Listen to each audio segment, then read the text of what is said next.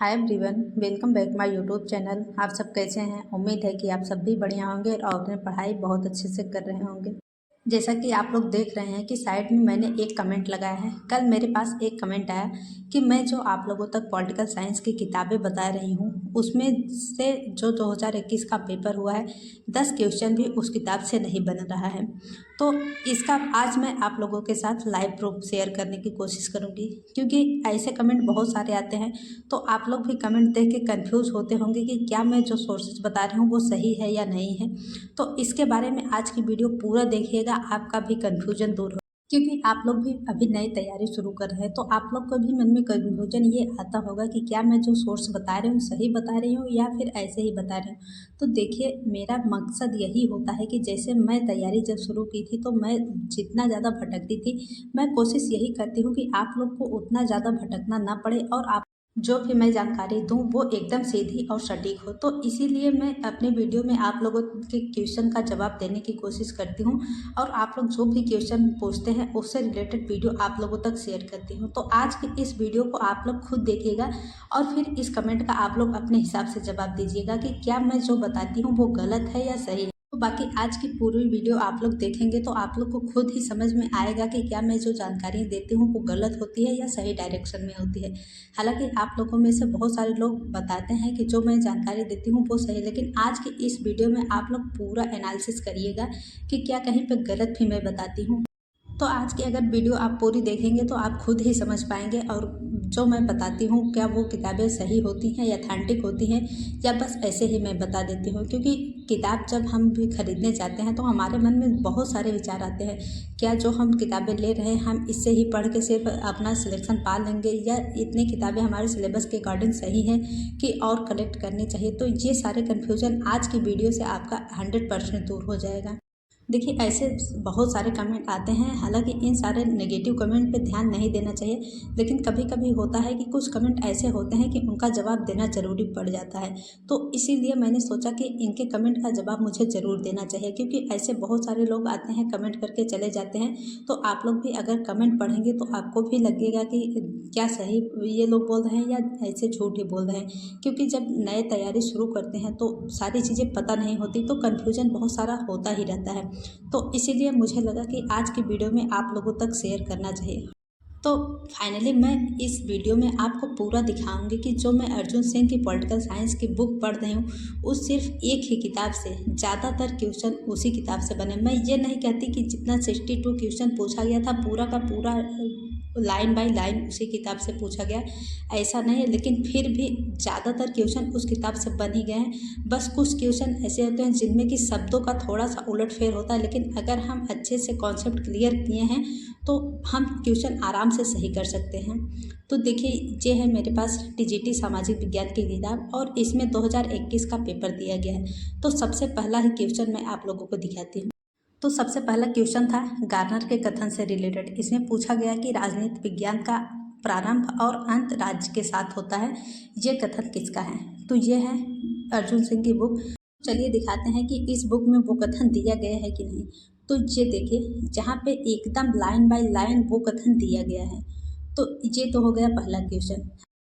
और अब बात करते हैं दूसरा क्वेश्चन। दूसरा क्वेश्चन संविधान से रिलेटेड है और उसका भी मैं आप लोगों तक साक्ष्य दिखाती हूँ। इसमें जैसे पूछा गया है कि भारत का संविधान मान्यता देता है, तो भारत का संविधान किसकी मान्यता देता है? तो इसमें ऑप्शन था, जो सही ऑप्शन है मैं वो दिखा रहा हूँ, धार्मिक और भाषाई अल्पसंख्यक का।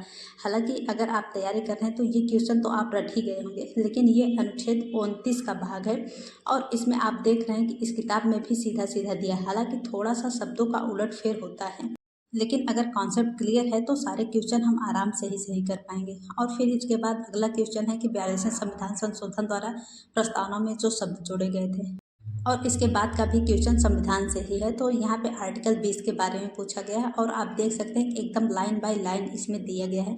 आर्टिकल 20 का भाग बी यही उठा के पूछ दिया गया था। और इसके बाद अगला क्वेश्चन ये भी संविधान से ही रिलेटेड है और देख रहे हैं कि एकदम लाइन बाय लाइन ही इस किताब से उठाया गया है। ये सारे क्वेश्चन इसलिए दिखा रही हूँ कि आपको ये कन्फ्यूजन ना हो कि जो इस किताब में दिया गया है क्या इस किताब को पढ़ने से ही हमारा पूरा सिलेबस कंप्लीट हो जाएगा या बाहर से भी पूछा जाएगा। तो ऐसा बिल्कुल नहीं, ये किताब अगर आप पढ़ रहे हैं तो आपके पूरे सिलेबस अच्छे से कवर हो जाएंगे और जब कॉन्सेप्ट सारे क्लियर रहेंगे तो ज़रूर ही आप क्वेश्चन बना पाएंगे। और अगला क्वेश्चन है कार्ल मार्क्स की किताब से रिलेटेड दिया गया है कि किस किताब में उन्होंने परायेपन का सिद्धांत दिया है। तो यहाँ पे सीधा सीधा लिखा गया है इसमें परायेपन का सिद्धांत उन्होंने अपने किस किताब में दिया था। तो आप देख रहे हैं कि किस तरह से इसी किताब से ही सारे क्वेश्चन उठाए गए हैं। और इसके बाद अगला भी क्वेश्चन इसी तरह से है। जितने भी कथन से रिलेटेड क्वेश्चन हो या किताब से रिलेटेड क्वेश्चन है, सारे क्वेश्चन यहाँ से दिए गए। अगला क्वेश्चन संयुक्त राष्ट्र संघ से है, तो इसका भी एकदम जिस तरह से क्वेश्चन बना है वही लाइन इस किताब में एकदम दिया गया है। ऐसा बिल्कुल भी नहीं कोई भी चीज़ इस किताब में छूटी है, सारी चीज़ों को कलेक्ट करने की कोशिश की गई है। चाहे वो विचारक के कथन हो, किताब हो, चाहे जिस भी तरह का क्वेश्चन हो, सारे पॉइंट इस किताब में दिए गए हैं। अगला क्वेश्चन है कि मॉडर्न स्टेट किसकी किताब है। तो ये मैकाइवर द्वारा लिखी गई किताब थी। फिर अगला क्वेश्चन जो है वो भी कथन से ही है। तो ये अरस्तु का कथन है और इसको दिखाते हैं कि किताब में कहाँ दिया गया है।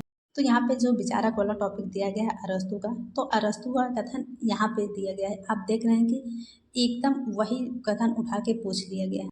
तो आप देख रहे हैं कि चाहे वो कथन से रिलेटेड क्वेश्चन हो, चाहे बुक से रिलेटेड हो, किसी भी प्रकार का क्वेश्चन हो, यहाँ से बिल्कुल भी नहीं छूटा। फिर इसके बाद अगला क्वेश्चन आता है रूसो का कथन से। तो रूसो का भी कथन किताब में दिया गया है। हालांकि मैं ये नहीं कहती कि जितना 62 क्वेश्चन है वो पूरा इस किताब में दिया गया है। तो आप लोग जानते ही हैं कि 2021 का पेपर पैटर्न बहुत ही चेंज हुआ था। तो ऐसा नहीं है कि सिर्फ एक ही किताब से सारे क्वेश्चन पूछ लिए गए थे। तो कुछ तो क्वेश्चन होंगे ही कि 2-4 क्वेश्चन ऐसे होंगे कि जो थोड़ा सा हार्ड लेवल से पूछे जाएंगे और वो अगर हम एक ही किताब पढ़ने बैठें तो वहाँ से नहीं मिलेगा।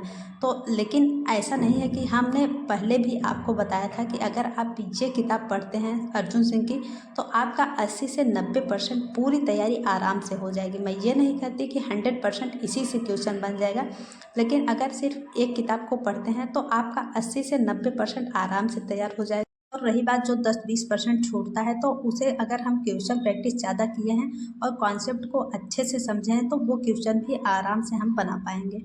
और फिर इसी तरह संप्रभुता से रिलेटेड बोधा का क्वेश्चन पूछा गया है और तो आप देख रहे हैं कि वो भी इसी में दिया गया।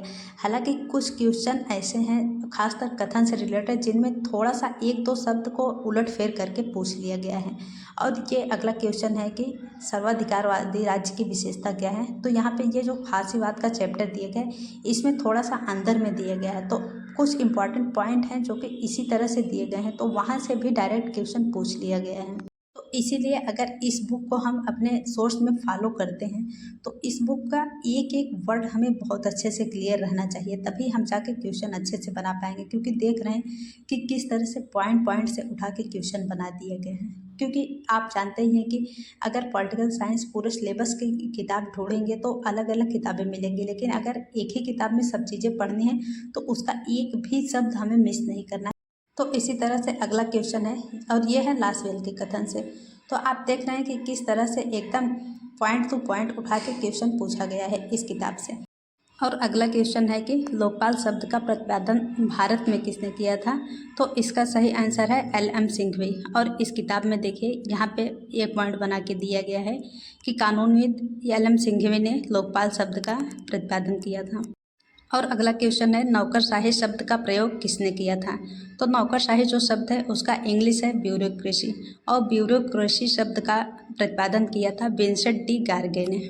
तो इसी तरह से सारे जितने भी क्वेश्चन पूछे गए ज़्यादातर मैंने कोशिश किया कि आप लोगों को दिखा सकूं कि इस किताब से प्रश्न बने हैं। तो इस किताब को अगर आप फॉलो करते हैं तो आपकी तैयारी बहुत ही बेहतरीन होगी। आप ये बिल्कुल भी नहीं कह सकते कि इस किताब से क्वेश्चन नहीं बने हैं। और यहाँ पे जितने भी आपको चैप्टर दिए गए हैं वो हमारे सिलेबस के अकॉर्डिंग ही दिए गए हैं।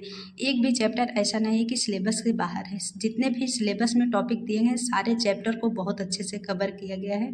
और अगर इस किताब को अच्छे से पढ़ लेते हैं तो आपकी तैयारी बहुत ही बेहतरीन हो जाएगी। तो बाकी आप खुद ही डिसाइड करिएगा कि क्या मैंने आपको जो सोर्स बताया है उससे क्वेश्चन बनेंगे या नहीं, क्योंकि आपको मैंने विथ प्रूफ दिखा दिया है। बाकी आज के लिए इतना ही, फिर मिलते हैं नेक्स्ट वीडियो में। और कोई बात हो तो कमेंट करके पूछ सकते हैं।